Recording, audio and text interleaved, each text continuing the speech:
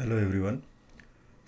Again we will continue with WebGoat, and today we are going to look at authentication bypasses. This is a very straightforward and very simple exercise that you have here. This talks about hidden inputs. This is also a very common thing that the developers thinks that users will not know about this hidden inputs, and they put hidden inputs in the web pages.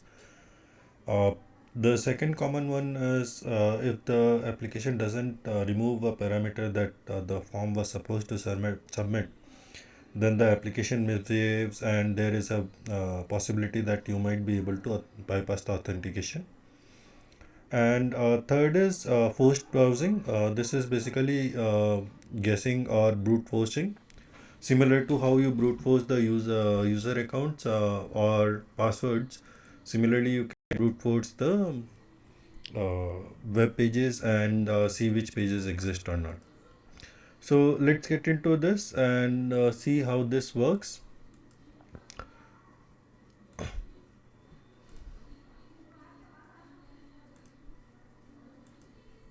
Okay. This first gives you an example of a recent 2006 example. Is a great example of authentication bypass. Basically, he was able to unable to receive SMS with a code, so he opted to provide the alternate method, which involved security questions. And then using a proxy, he removed the parameters entirely, and he didn't have to really worry about what was sent in the answers.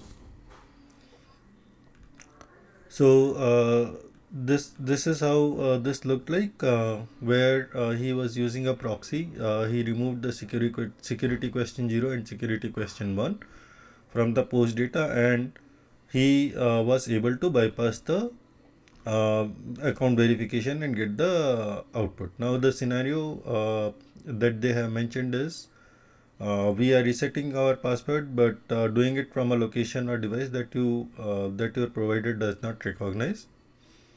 And so we need to answer a security questions you set up. The other issue is that those security questions are also stored on another device, not with you, and you don't remember them. So you have already provided username and email and opted for the alternative verification method. So first things first, let's first set our proxy to burp, and let's look at how the request looks like. So we will give something here AA and BB.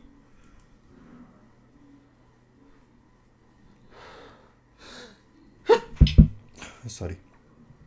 Let me put this in intercept and then submit it again. So we can see here that it is sending secret question 0 and secret question 1.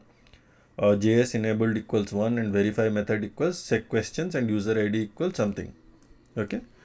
So this specific for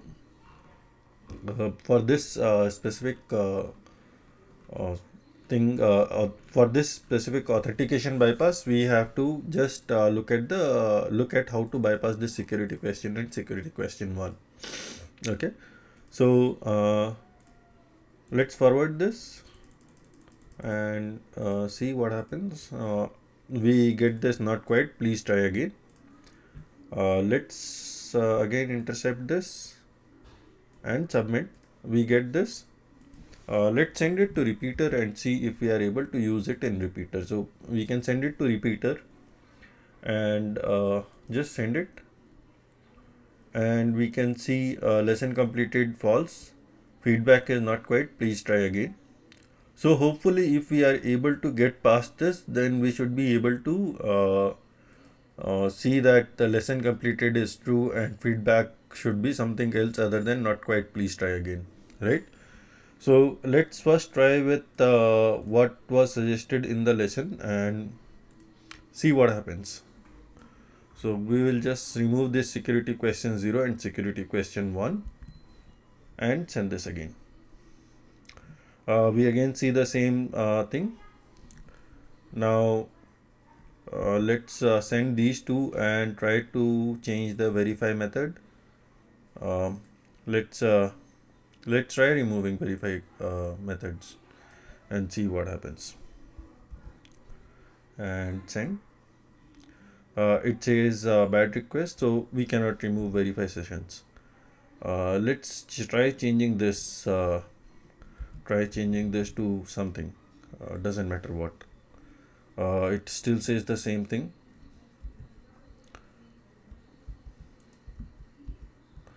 Okay. Uh, okay. What else we can do? Let's try seeing this, right? So we have security question 0 and security question 1. What happens if I send both as security question 1?